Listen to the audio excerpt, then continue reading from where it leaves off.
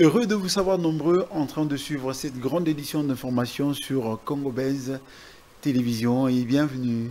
La Cour constitutionnelle célèbre ses 10 ans d'existence ce vendredi 4 avril à son siège à Gombe. L'institution émanation de la Cour suprême de justice se constitue l'un des piliers fondamentaux de la démocratie et de l'état de droit dans le pays. Génécos en RDC, Patrick Mouyaya et Kevin Ngunga exigent la réparation des victimes et appellent à une appropriation collective du processus. La CENI a publié ce vendredi 4 avril la feuille des routes électorales 2025-2029. Pour Denis Kadima, cette feuille des routes est publiée aujourd'hui pour éviter les préparations et garantir l'efficacité de l'action électorale.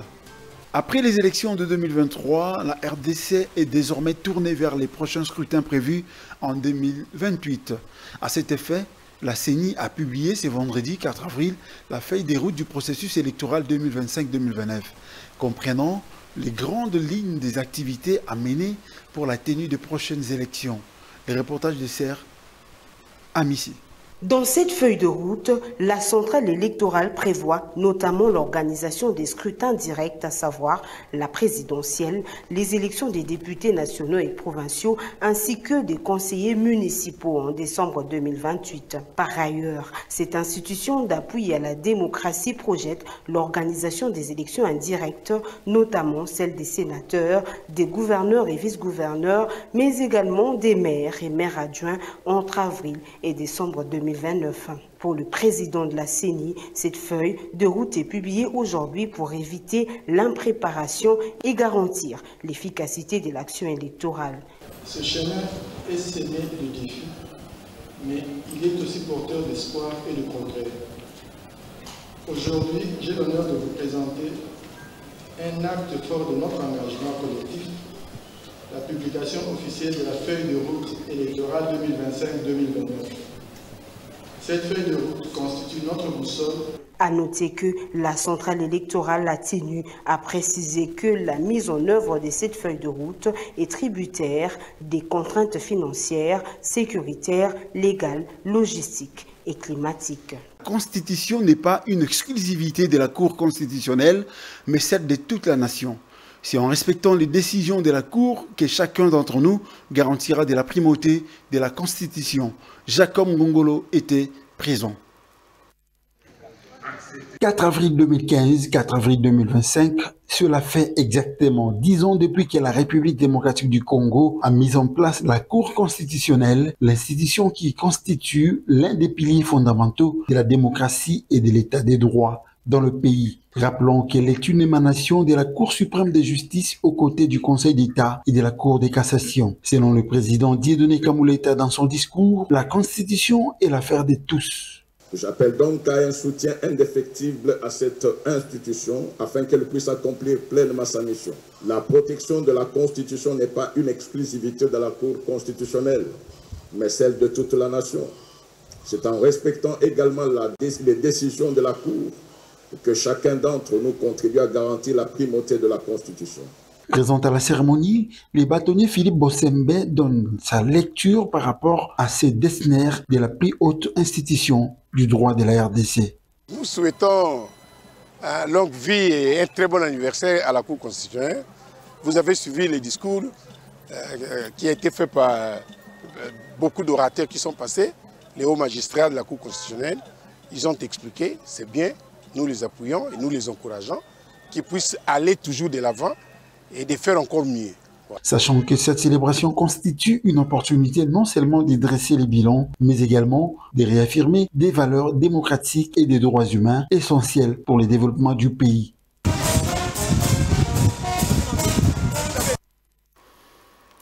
Nous souhaitons une paix durable qui affirme l'intégrité territoriale et la souveraineté de la RDC, tout en posant les bases d'une économie régionale florissante. Cette relation présente un grand potentiel et nous apprécions l'occasion de discuter de la voie à suivre avec nos homologues ici à Kinshasa. Propos de Massad Boulos, le conseiller principal pour l'Afrique du président américain Donald Trump. C'était après échange avec le président de la RDC, Félix Tshisekedi, à la Cité de l'Union africaine. Les détails dans ces reportages.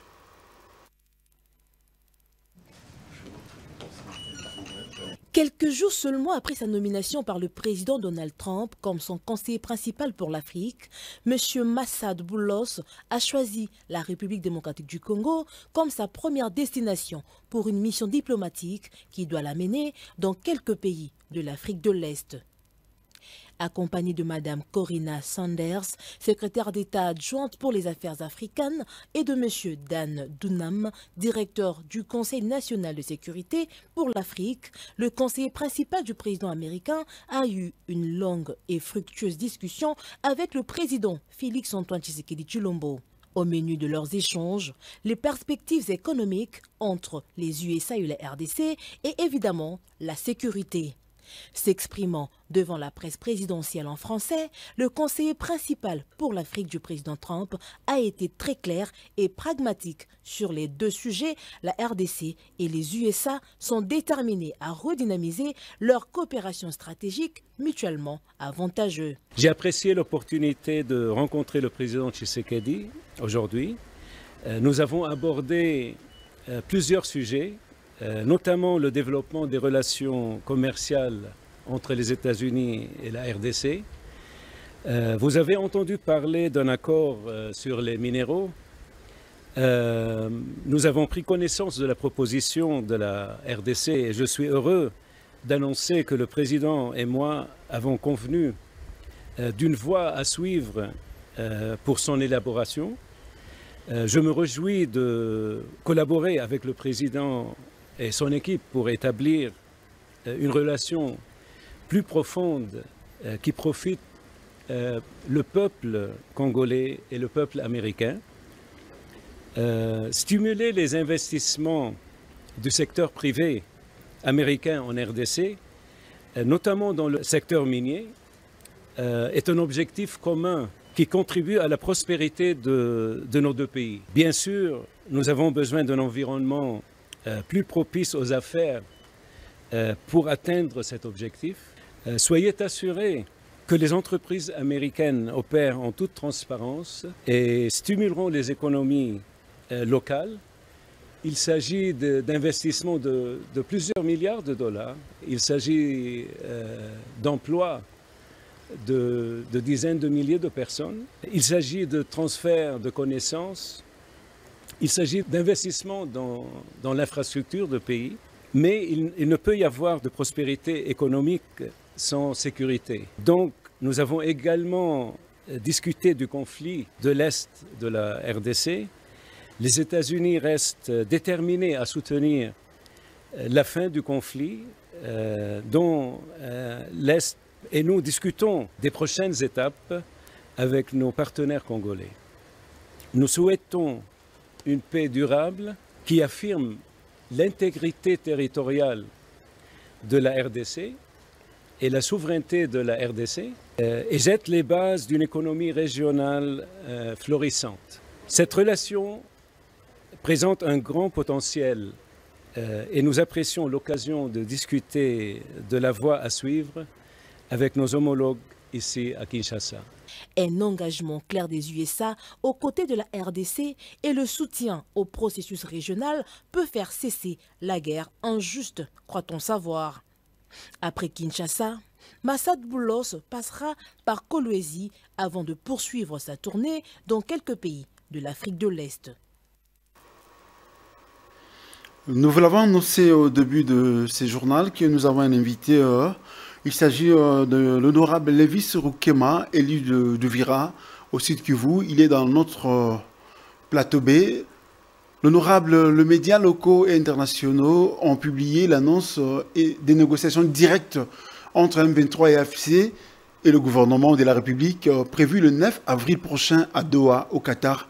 Quelle est votre lecture ?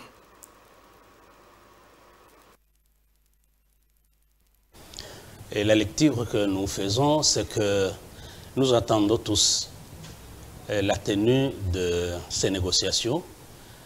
Cette rencontre va engager, comme c'est dit, entre le gouvernement congolais et les M23. Mais en réalité, le conflit engage le gouvernement congolais et le gouvernement rwandais sous le couvert du M23 ces éléments supplétifs. Il s'agit d'un processus qui a commencé depuis Nairobi et Luanda et qui a évolué, mais suite à certaines contraintes, soit politiques qui sont intervenues, les négociations ont été délocalisées vers le Qatar auprès de Émir Ben, l'émir de Qatar, qui a convié le parti, le protagoniste en conflit, pour essayer de donner des orientations par rapport au conflit et qui ferait suite des négociations que nous attendons le 9 du mois en cours. Honorable, ce n'est pas la première fois que la RDC assiste à ces genres de discussions avec les rebelles. Jusqu'à quand continuera-t-elle à céder à la pression? N'est-ce pas là une faiblesse? Quel est votre mot? N'est-ce pas une faiblesse, honorable? Je pense que pour la RDC, ce n'est pas une habitude. Hein. C'est une habitude, ce n'est pas une habitude, c'est plutôt un poids qui lui est imposé par l'agresseur, notre voisin. Et toutes les fois qu'il y a un conflit, le pays ne peut pas croiser les bras. C'est pourquoi son Excellence, le président de la République, Félix Antoine Tshisekedi Tshilombo, travaille jour et nuit pour essayer de décrisper cette situation d'insécurité qui pèse sur son peuple. Et on a commencé par essayer de transformer ces conflits avec le Rwanda, et justement au Kenya, jusqu'à Nairobi,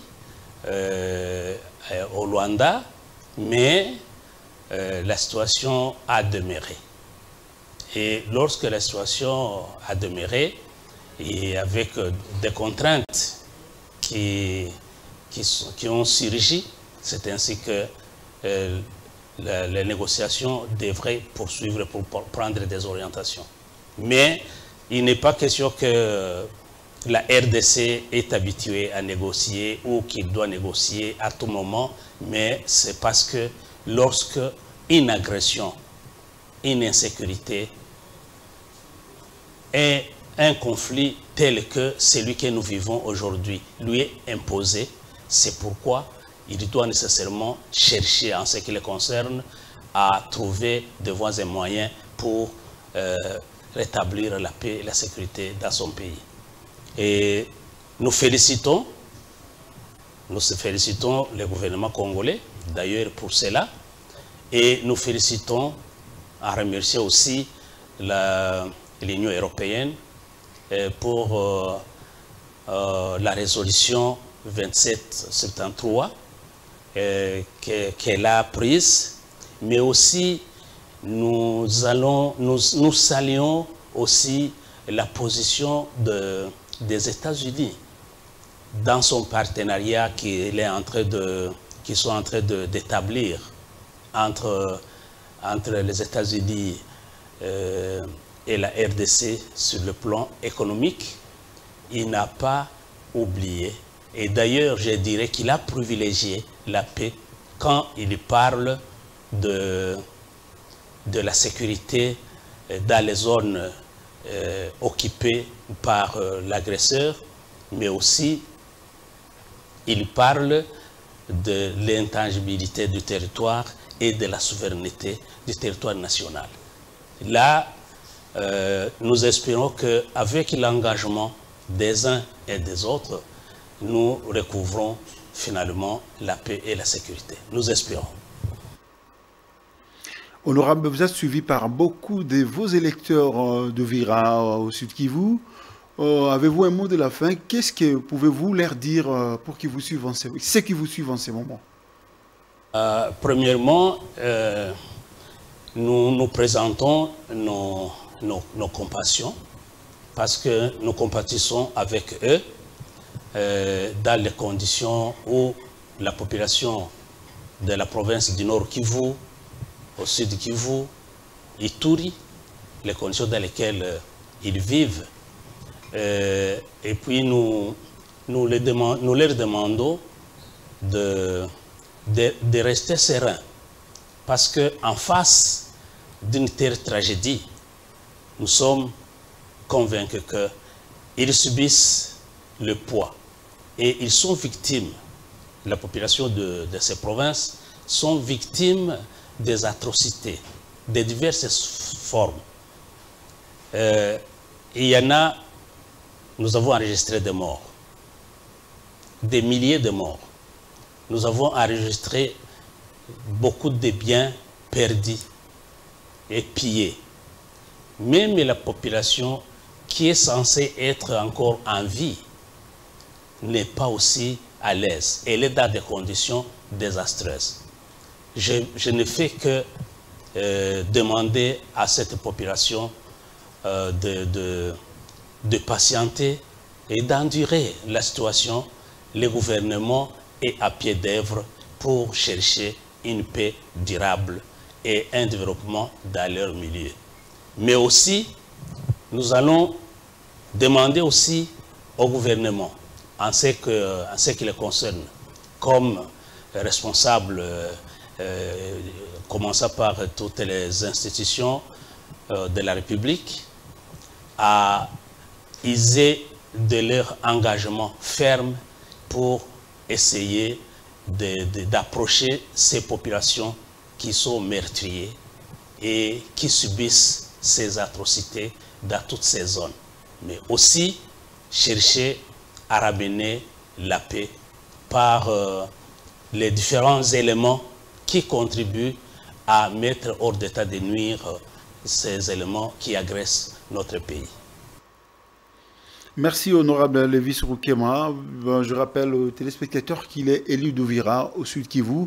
Poursuivons notre journal, chers téléspectateurs. Sur décision du bureau du Sénat, la commission mixte défense, sécurité, frontières et relations extérieures poursuit ses échanges avec certains ministres sur la situation sécuritaire dans l'Est de la RDC. C'est en vue de donner de nouveaux éléments à la prorogation de l'état de siège. Laetitia Mvemba, qu'en dis-tu? Nous avons à ce jour procédé sur recommandation de la plénière du Sénat qui a mis en place une commission mixte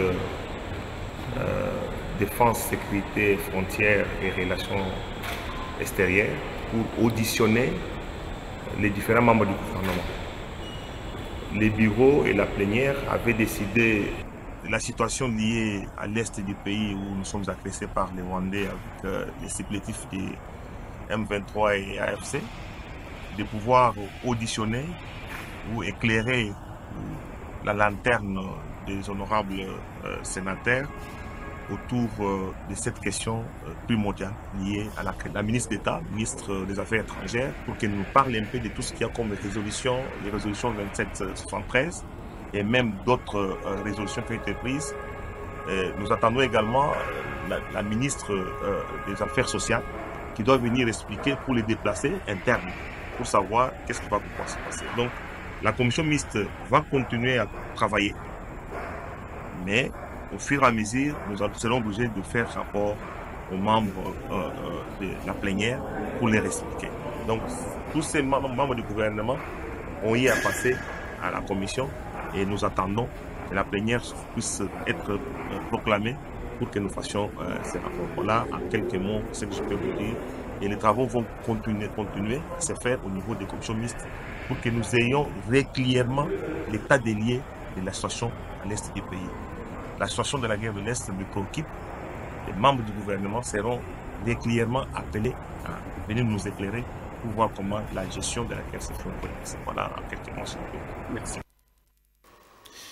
Table ronde sur l'appropriation du Génécoste. Les sujets étaient évoqués au cours du briefing presse co-animé par le ministre de la Communication et Médias et le directeur général adjoint du FONAREV. Patrick Mouyaya et Kevin Ngunga ont élevé les tons pour la réparation des victimes et ont appelé à une appropriation collective du processus. Le compte rendu est d'Esther Amissi.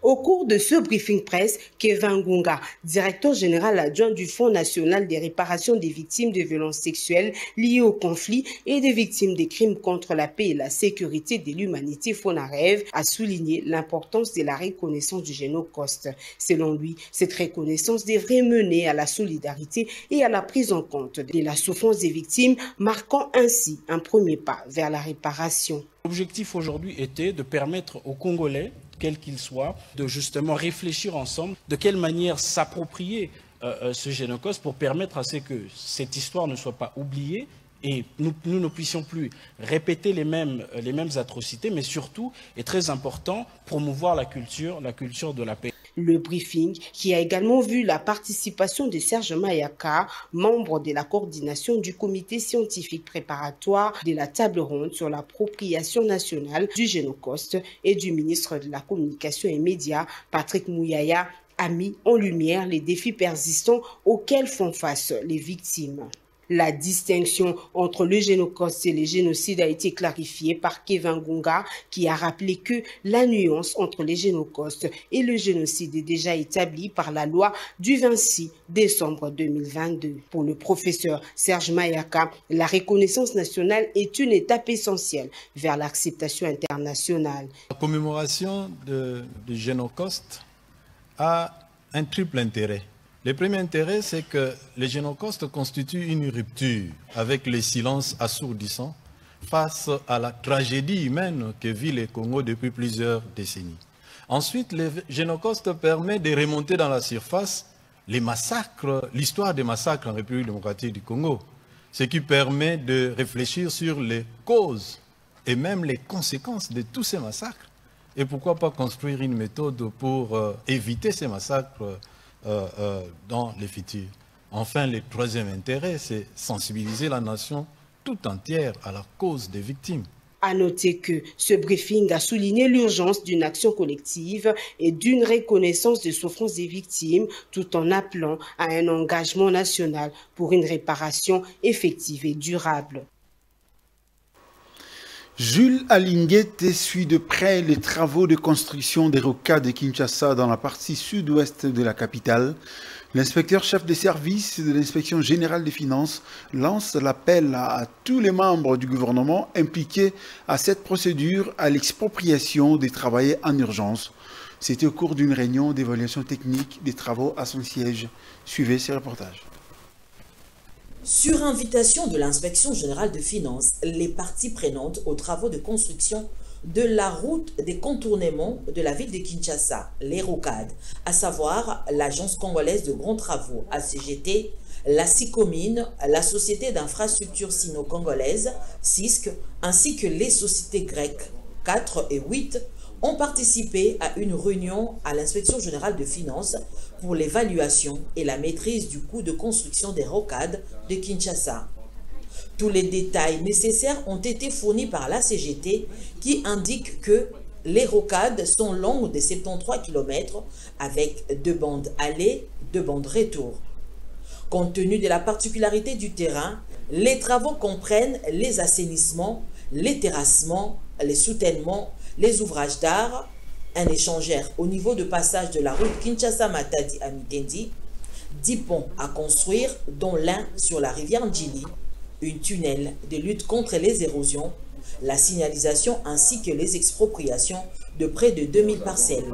C'est dans l'objectif d'éviter encore demain que nous puissions retomber dans ce qui avait été reproché dans ces contrats avant, les problèmes de la surfacturation des travaux. Voilà pourquoi nous le faisons et nous sommes donc derrière tous ceux qui font ces travaux, nos partenaires, la CGT, BTC, tous ceux qui exécutent pour que les choses se passent bien. Et nous avions également échangé sur la préoccupation de nos partenaires chinois sur une question épineuse, celle de l'expropriation qui risque de freiner les travaux. Nous en profitons une fois de plus de lancer un appel à tous les membres du gouvernement impliqués dans ce processus d'expropriation pour que ces problèmes soient vraiment pris avec urgence pour que les travaux ne s'arrêtent pas, parce que nos partenaires ont promis à son Excellence, Monsieur le Président de la République, chef de l'État, de livrer les travaux des rocades à la fin de l'année 2026. Les parties ont examiné les dossiers techniques et ont estimé que les normes financières ont été respectées. Mais nous, ce que nous voulons maintenant, c'est que cette implication se traduise par le fait, sur terrain. Qu'on commence maintenant à pouvoir dégager les emprises pour que nos amis chinois travaillent. C'est vrai que le spectateur a posé les questions tout à l'heure de savoir si nous croyons qu'en 2026, les travaux seront terminés. Moi, je lui ai dit oui, et j'avais demandé également à la partie chinoise de pouvoir se prononcer. Et nous pensons qu'en 2026, tout sera fin prêt, si et seulement si le problème d'expropriation est résolu. Les constructeurs ont sollicité l'implication de l'IGF pour que la commission d'expropriation fasse preuve d'urgence pour ne pas bloquer l'avancement des rocades. Révision de la loi d'amnistie au Sénégal. Les Nations Unies dénoncent les attaques humanitaires à Gaza et les divergents face aux droits des douanes de Donald Trump aux USA. Voici les différents sujets pour la page internationale. Et suivez. L'Assemblée nationale du Sénégal a adopté le 2 avril une révision de la loi d'amnistie votée sous l'ancien président Macky Sall, excluant les crimes de torture, d'assassinat et de meurtres de violence politique survenus entre 2021 et 2024. Cette révision a clarifié les infractions couvertes par la loi d'amnistie et à permettre l'ouverture d'enquêtes sur les crimes graves commis pendant les manifestations de l'opposition. Environ 65 personnes ont perdu la vie durant ces manifestations, souvent réprimées violemment par les forces de l'ordre. Désormais, les familles des victimes pourront déposer des plaintes devant la justice. Des hauts responsables des Nations Unies ont tiré la sonnette d'alarme le mercredi lors de la réunion du Conseil de sécurité sur une hausse préoccupante des attaques meurtrières contre le personnel humanitaire. Les travailleurs humanitaires sont tués dans des proportions sans précédent. Selon les données disponibles, 2024 a été la pire année jamais enregistrée, près de 100 décès de plus par rapport à 2023 qui avait déjà connu une augmentation significative de 137% par rapport à 2022, a déclaré Joyce Nsuya, secrétaire générale adjointe aux affaires humanitaires et coordinatrice des secours d'urgence par intérim des Nations Unies. Enfin, Donald Trump a promis mercredi une montagne de nouveaux droits des douanes à l'entrée des États-Unis. Les réactions plus mesurées qu'attendues divergent. Donc, une loi de la réciprocité a été votée au Brésil. Des contre-mesures sont évoquées en Chine et par l'Union européenne qui reste ouverte à des négociations. Contre-mesures, condamnations, menaces, des représailles, appel au dialogue. Les réactions après l'annonce mercredi 2 avril par le président américain Donald Trump des droits des douanes très lourds ont été nombreuses et divergent, mais moins virulents que prévu. Nous l'avons annoncé au sommaire, on vous a dit qu'après les élections de 2023, la RDC est désormais tournée vers le prochain scrutin prévu en 2028. À cet effet, la CENI a publié ce vendredi 4 avril la feuille de route du processus électoral 2025-2029 comprenant les grandes lignes des activités à mener pour la tenue des prochaines élections. Au cours de nos prochaines éditions, nous vous donnerons détails et précisions. Madame, Messieurs, nous sommes arrivés à la fin de cette grande édition d'information. Merci d'avoir suivi. Que Dieu vous bénisse. Au revoir.